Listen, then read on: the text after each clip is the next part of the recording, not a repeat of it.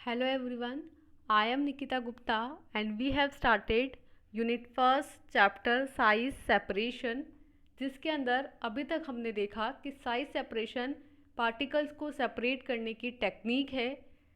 इस size separation topic के अंदर अभी तक हमने साइज सेपरेशन का introduction, objective, application, official standard for powder size, then sieves, then size separation के मैकेनिज़्म को स्टडी किया। फिर हमने स्टार्ट किया उन इंस्ट्रूमेंट्स की स्टडी करना जो कि साइज सेपरेशन के अंदर यूज़ किए जाते हैं, जो कि पार्टिकल्स को सेपरेट करते हैं। तो इसके अंदर हमने फर्स्ट इंस्ट्रूमेंट देखा था सीव शेकर। देन हमने सेकंड इंस्ट्रूमेंट देखा था हमारा साइक्लोन सेपरेटर। सीव शेकर जो था वो वाइब्रेशन, गायरेशन और एजिटेशन के प्रिंसिपल पे बेस्ड था, और साइक्लोन सेपरेटर जो था वो सेंट्रीफ्यूगेशन फोर्स के प्रिंसिपल पे बेस्ड था। और अब हम हमारा तीसरा इंस्ट्रूमेंट देखने जा रहे हैं, दैट इज़ एयर सेपरेटर। तो क्या होता है एयर सेपरेटर, कैसे इसकी मैकेनिज़्म होती है, कैसे ये वर्क करता है, कैसे इसकी कंस्ट्रक्शन है, तो इन सबको हम स्टडी करेंगे। So let's start air separator. So an air separator is usually a mechanical device with a large metal box containing blower or heating or cooling element and filter racks or chambers, sound attenuators and damper। तो size separator क्या है? एक mechanical device होता है जिसके अंदर एक large metal box होता है। इस मेटल बॉक्स के अंदर एक ब्लोअर होता है जो कि क्या करेगा, ब्लो करेगा एयर को। देन सेकंड होता है इसके अंदर हीटिंग एंड कूलिंग एलिमेंट, जो कि हीटिंग करने में और कूल डाउन करने में यूज़ किए जाते हैं। देन होता है एक फिल्टर रेक जो कि फिल्टरेशन करता है, और चैम्बर्स भी बोल सकते हैं इसको, जो कि फिल्टर करेंगे। और होता है इसके अंदर साउंड एटीन्यूएटर जो कि साउंड्स को एटीन्यूएट करेगा, और लास्ट में इसमें होता है डैम्पर। तो air separator are usually connected to a duct of a ventilation system that distribute air and fine particles. तो एयर जो सेपरेटर होता है इसको यूजुअली एक डक्ट के साथ कनेक्ट किया जाता है जिसमें एक वेंटिलेशन सिस्टम होता है, और ये एयर को फाइन पार्टिकल से डिस्ट्रीब्यूट करता है। तो हमने क्या देखा एयर सेपरेटर में कि एयर सेपरेटर जो होता है एक मैकेनिकल डिवाइस है जिसके थ्रू सॉलिड पार्टिकल्स को सेपरेट किया जाता है। इसमें एक लार्ज मेटल बॉक्स होता है जिसमें ब्लोअर, हीटिंग और कूलिंग एलिमेंट, फिल्टर रैक या हम चैम्बर्स बोल सकते हैं, और साउंड एटीन्यूएटर और डैम्पर्स अटैच होते हैं। देन हमने कहा कि जो एयर सेपरेटर है वो यूजुअली एक डक्ट के साथ कनेक्टेड होता है जिसमें एक वेंटिलेशन सिस्टम है जो कि एयर को और फाइन पार्टिकल्स को डिस्ट्रीब्यूट करेगा। देन हमारा आता है एयर सेपरेटर का principle. So air separator works on the same principle of cyclone separator. तो साइक्लोन सेपरेटर का जो प्रिंसिपल है उसी प्रिंसिपल पे एयर सेपरेटर भी वर्क करता है, यानी कि इसमें भी क्या लगेगा, centrifugal force. The cyclone separators sometimes are not efficient in separating powders that contain very fine particles. In such situations, an additional provision is made that combine current of air with the centrifugal force. Means कि हमने कहा कि जो centrifugal force होता है, जो cyclone separator है का प्रिंसिपल है, उसी प्रिंसिपल पे एयर सेपरेटर का भी प्रिंसिपल होता है, उसी सेम प्रिंसिपल पे एयर सेपरेटर भी वर्क करता है। अब ये जो साइक्लोन सेपरेटर होता है वो कभी कभी सफिशिएंट नहीं होता है पार्टिकल्स के पाउडर के सेपरेशन के लिए, जिसमें क्या होता है बहुत फाइन साइज के पार्टिकल्स होते हैं। तो उस सिचुएशन के अंदर एक एडिशनल प्रोविज़न किया जाता है जिसकी वजह से जो करंट होती है एयर की वो उसमें कंबाइन होती है सेंट्रीफ्यूगल फोर्स के साथ, और इसकी वजह से जो फाइन पार्टिकल्स होते हैं उन्हें भी सेपरेट बहुत अच्छे से किया जा सकता है। तो हमने क्या देखा प्रिंसिपल में कि जो हमारा नेक्स्ट है एयर सेपरेटर, ये centrifugal force plus current of air के प्रिंसिपल पे बेस्ड है। इसके अंदर क्या किया जाता है, फर्स्टली तो सेंट्रीफ्यूगल फोर्स अप्लाई किया जाता है और साथ में उसमें एयर की करंट को कंबाइन कर दिया जाता है ताकि बहुत फाइन पार्टिकल्स की भी सेपरेशन हो सके।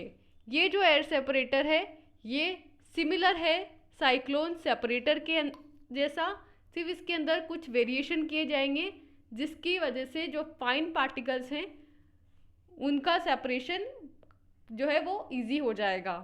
देन आता है एयर सेपरेटर की कंस्ट्रक्शन। तो आप इसकी कंस्ट्रक्शन में देख सकते हैं कि एक वेसल है, इस वेसल के अंदर एक सेपरेटिंग जोन है जहाँ पे सेपरेशन होगा। इसके ऊपर रोटेटिंग ब्लेड लगी होती है, एक फीड का इनलेट है जहाँ से फीड को इंट्रोड्यूस किया जाएगा, देन एक शाफ्ट है जिससे कि रोटेशन होगा और जो आपके मटेरियल्स हैं, जो आपके पार्टिकल्स हैं वो रोटेट करेंगे इस शाफ्ट की हेल्प से। देन नीचे जो कोर्स कोन है उससे कोर्स पार्टिकल्स सेपरेट होंगे, जबकि दूसरा जो ये हमारा कोन है बड़ा वाला उससे फाइन पार्टिकल्स सेपरेट होंगे। तो यहाँ जो कोर्स कोन है उससे हमारे कोर्स पार्टिकल्स डिस्चार्ज होंगे और जो बड़ा वाला कोन है उससे जो फाइन पार्टिकल्स हैं वो डिस्चार्ज होंगे। तो हमने क्या देखा कि एक वेसल है, वेसल के अंदर एक फीड इनलेट है, उससे फीड डालेंगे, फिर ऊपर एक शाफ्ट है जिसकी हेल्प से ये रोटेट करेगा और एक एयर की करंट बनेगी। साथ में इसके रोटेशन की वजह से सेंट्रीफ्यूगल फोर्स अप्लाई होगा और उसकी वजह से क्रिएट होगा एक सेपरेशन जोन जहाँ पे सेपरेशन होगा। इस सेपरेशन के अंदर जो हमारा बीच में सेंटर में कोन है उसे कोर्स कोन बोना है, उससे कोर्स पार्टिकल डिस्चार्ज होंगे और जो हमारा बड़ा वाला कोन है जिसे फाइन कोन बोला है इससे फाइन पार्टिकल्स डिस्चार्ज होंगे। तो इस तरीके का स्ट्रक्चर है एयर सेपरेटर का। तो इस पे लिखा है कि it consist of a vertical metal cylindrical vessel with a conical base at the bottom. Means कि इसमें क्या होता है, सिलेंड्रिकल वेसल होती है, वर्टिकल फॉर्म में ये लगी होती है और ये मेटल की बनी हुई होती है। इसके इस सिलेंडर वेसल के नीचे बेस में कॉनिकल का बेस होता है, मीन्स कि जो बेस है वो कॉनिकल शेप का होता है। अब जो फीड है वो इनलेट से fitted tangentially at the upper part of vessel, means कि ऊपर जो वेसल का अपर पार्ट है वहाँ पे टेंजेंटली फीड जो है वो फीड इनलेट से इंट्रोड्यूस किया जाता है and the outlet is collected solids at the base of conical portion where the fluid outlet is at the centre of the top portion. तो नीचे क्या लगे हैं, आउटलेट लगे हैं जिनमें जो सॉलिड है वो कॉनिकल पोर्शन से कलेक्ट किए जाते हैं और एक फ्लूइड आउटलेट है जो कि टॉप पोर्शन पे लगा है और इससे फ्लूइड को ऑब्टेन किया जाता है। तो हमने क्या देखा कंस्ट्रक्शन में कि कंस्ट्रक्शन में इसकी एक वेसल होती है, वेसल ऊपर से तो सिलेंड्रिकल होती है, नीचे से कॉनिकल होती है, मेटल की बनी हुई होती है और वर्टिकल मोशन में होती है। इसमें इनलेट के थ्रू फीड को इनलेट किया जाता है टेंजेंटली, जो अपर पार्ट होती है वहाँ पे इसका फीड इनलेट होता है।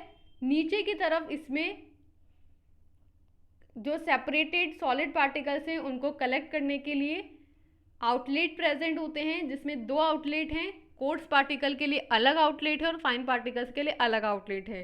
और ऊपर की तरफ इसमें फ्लूइड आउटलेट होता है जहाँ से फ्लूइड को ऑब्टेन किया जाता है। सो इस तरीके की कंस्ट्रक्शन होती है एयर सेपरेटर की। देन आते हैं एयर सेपरेटर की working. So the feed enters through the inlet tangentially in the upper part of the vessel, feed falls on the rotating blades and the rotating blades produce an air jet in the direction indicated।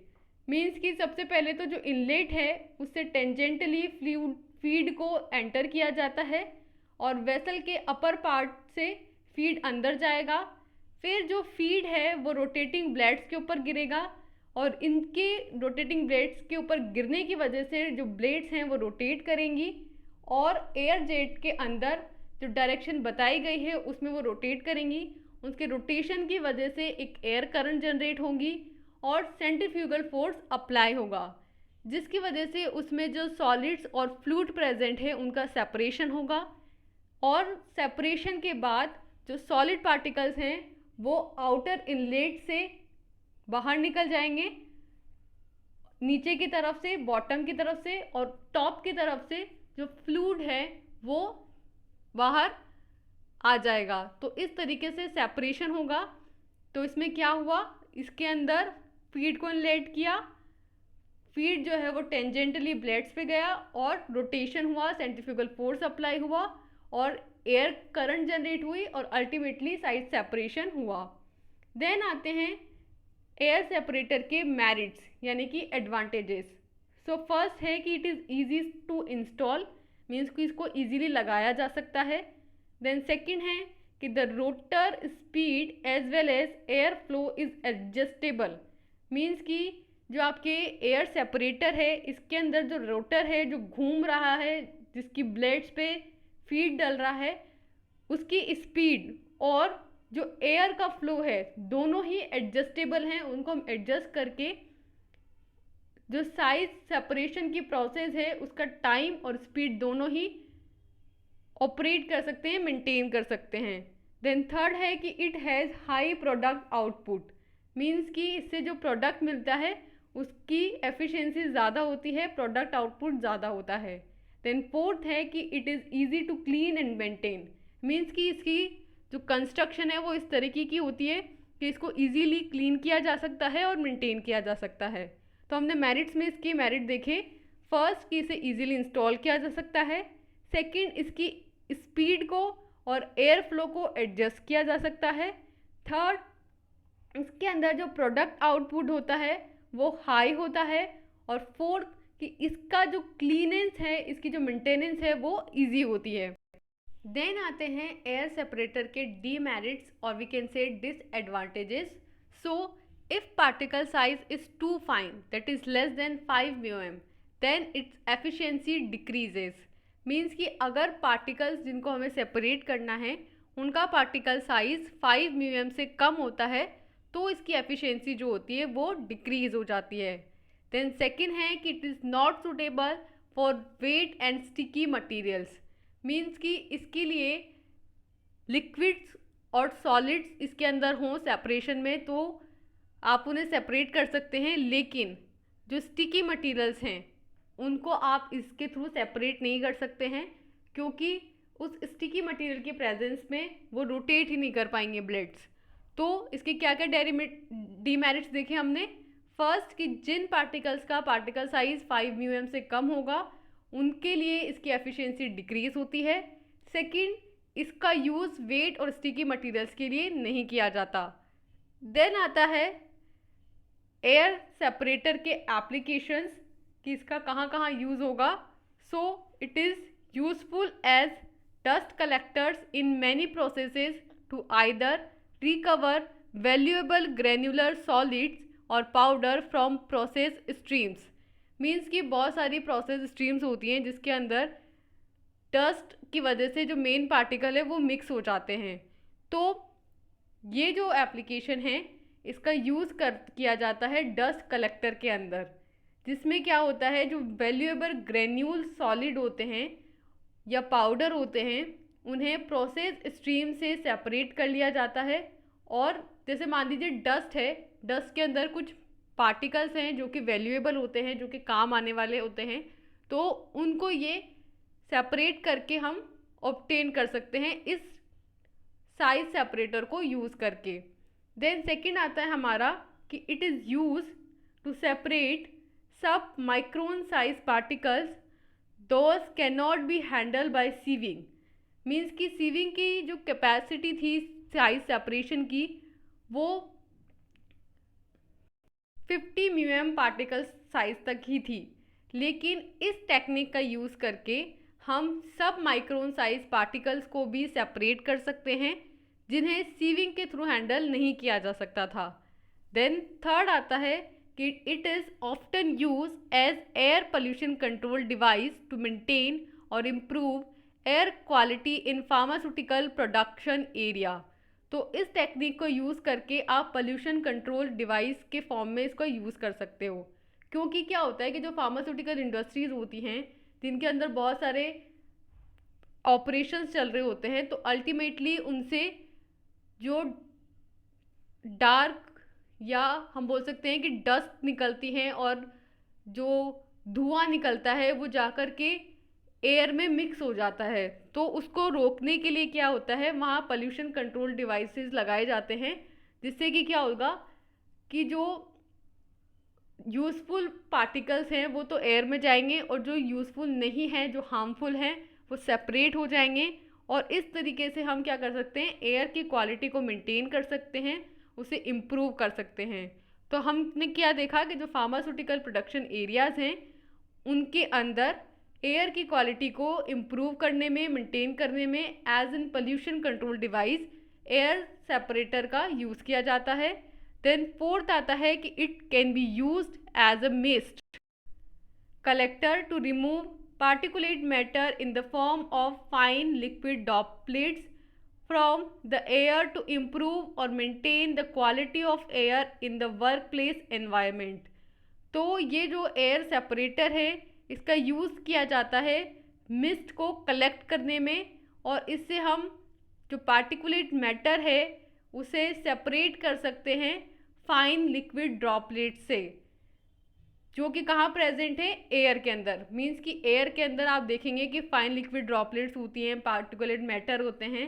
तो इन particulate matter को और liquid droplets को air से separate किया जा सकता है और इस तरीके से एयर की क्वालिटी और ज़्यादा इम्प्रूव किया जा सकता है, उसको मेंटेन किया जा सकता है और उसे एक वर्क प्लेस एनवायरनमेंट बनाया जा सकता है। तो हमने क्या एप्लीकेशंस देखे एयर सेपरेटर के, कि फर्स्टली तो जो एयर सेपरेटर है इसका यूज़ किया जाता है बहुत सारी प्रोसेस स्ट्रीम के अंदर सॉलिड और पार्टिकल्स को रिकवर करने में, ऑब्टेन करने में। मींस कि जैसे अगर आपका एयर है या कोई डस्ट है, उस डस्ट के अंदर बहुत सारे पार्टिकल्स जो कि यूज़फुल हैं वो प्रेजेंट हैं, तो उन पार्टिकल्स को अलग से सेपरेट कर सकते हैं हम इस टेक्निक को यूज़ करके। सेकंड, ये जो है सब माइक्रोन लेवल तक एक्ट करती है, तो सब माइक्रोन लेवल के जो पार्टिकल्स हैं उनको भी इससे हम सेपरेट कर सकते हैं। देन थर्ड है कि इसका use as an pollution control device किया जा सकता है, क्योंकि ये एयर की क्वालिटी को इम्प्रूव करते हैं और मेंटेन करते हैं फार्मास्यूटिकल प्रोडक्शन एरियाज़ के अंदर। एंड देन लास्ट में हमने देखा कि वर्क प्लेस के अंदर एक प्रॉपर एनवायरनमेंट को मेंटेन करने के लिए, एयर की क्वालिटी को मेंटेन करने के लिए, इम्प्रूव करने के लिए मिस्ट कलेक्टर लगाए जाते हैं, जो कि पार्टिकुलेट मैटर को, फाइन लिक्विड ड्रॉपलेट्स को एयर से रिमूव करते हैं।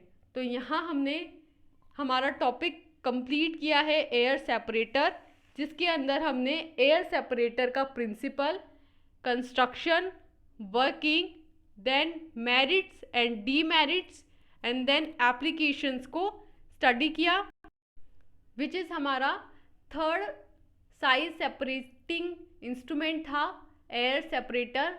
नेक्स्ट वीडियो लेक्चर में हम इसी इंस्ट्रूमेंटेशन को कंटिन्यू रखेंगे और फोर्थ इंस्ट्रूमेंट को स्टडी करेंगे जो कि साइज सेपरेशन के लिए यूज़ किया जाता है, that is bag filter. So for now, thank you and all the best.